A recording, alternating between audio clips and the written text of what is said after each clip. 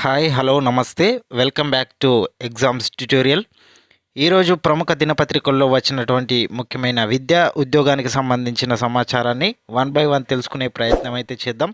ఎవరైనా ఛానల్ని first time చూస్తున్నట్లయితే వెంటనే సబ్స్క్రైబ్ చేసుకొని చూడండి. మేము పెట్టే డైలీ జాబ్ అప్డేట్స్ని నోటిఫికేషన్ రూపంలో అందుకోండి.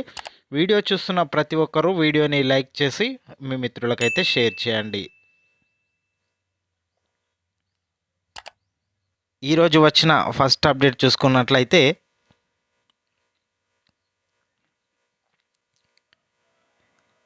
గురుకులాల నియామకాల్లో హారిజంటల్ రిజర్వేషన్లు అంటూ ఒక వార్తనైతే ఇవ్వడం జరిగింది. గురుకుల విద్యా సంస్థల్లో హారిజంటల్ రిజర్వేషన్ అమలు చేస్తామని తెలంగాణ గురుకుల విద్యా సంస్థల నియామక బోర్డు ప్రకటించడం జరిగింది. గత సంవత్సరం ఇచ్చిన నోటిఫికేషన్ ప్రకారమే నియామకాలు జరుగుతాయని బుధవారం ఒక ప్రకటనలో వెల్లడించింది. హారిజంటల్ రిజర్వేషన్లపై పలువురు హైకోర్టును ఆశ్రయించారు. ఆ కేసును విచారించిన హైకోర్టు వారి పిటిషన్ను మంగళవారం కొట్టివేసింది.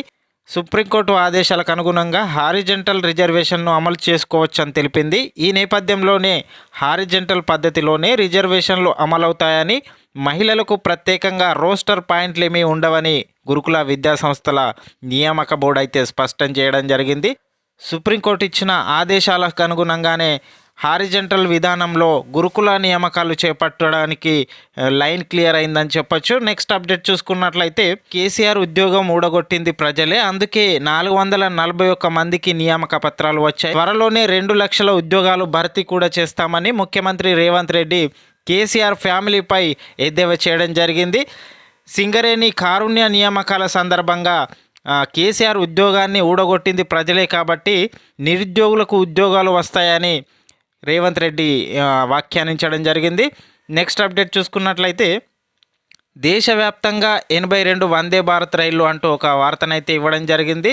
ఈ విషయాన్ని వెల్లడించిన రైల్వే మంత్రి దేశవ్యాప్తంగా 2024 జనవరి 31 నాటికి 82 వందే భారత్ రైళ్లు నడుస్తున్నాయని మంత్రి పార్లమెంట్ సాక్షిగా చెప్పడం జరిగింది. నెక్స్ట్ అప్డేట్ చూసుకున్నట్లయితే డిఎస్సి నోటిఫికేషన్ విడుదల. ఏపీకి సంబంధించి 6100 టీచర్ పోస్టులకు సంబంధించిన డిఎస్సి నోటిఫికేషన్ విడుదల చేయడం జరిగింది. దీనిలో 2280 పోస్టులు హెచ్జిటి, స్కూల్ అసిస్టెంట్ 2299, టీజీటీలు 1264, పీజీటీలు 215, ప్రిన్సిపల్స్ 42తో కూడిన డిఎస్సి నోటిఫికేషన్ను విడుదల చేశారు. ఈ నెల 12 నుంచి ఆన్లైన్లో దరఖాస్తుల స్వీకరణ ప్రారంభం కానుంది. ఏప్రిల్ 7న ఫలితాలు ప్రకటిస్తామని మంత్రి తెలపడం జరిగింది.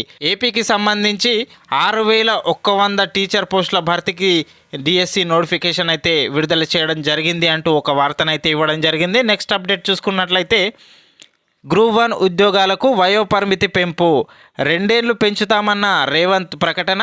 త్వరలోనే 15,000 పోలీసు నియామకాలు జరిగే అవకాశం కనిపిస్తుంది. సింగరేణి జాబ్ మేళాలో 441 మందికి ఉద్యోగ నియామక పత్రాలు అందజేసిన రేవంత్ రెడ్డి, అలాగే బట్టి విక్రమార్క అంటూ ఒక వార్తనైతే ఇవ్వడం జరిగింది. గ్రూప్ 1కు సంబంధించి ఉద్యోగాలకు వయో పరిమితిని 2 ఏళ్లు పెంచుతున్నట్లు సీఎం రేవంత్ రెడ్డి అయితే ప్రకటించడం జరిగింది. ఇది ఈరోజు వచ్చిన ప్రముఖ దినపత్రికల్లోని ముఖ్యమైన వార్తలు. ఇలాంటి మరిన్ని వార్తల కోసం ఛానల్ని సబ్స్క్రైబ్ చేసి పక్కనే ఉన్న బెల్ ఐకాన్ యాక్టివేట్ చేయండి.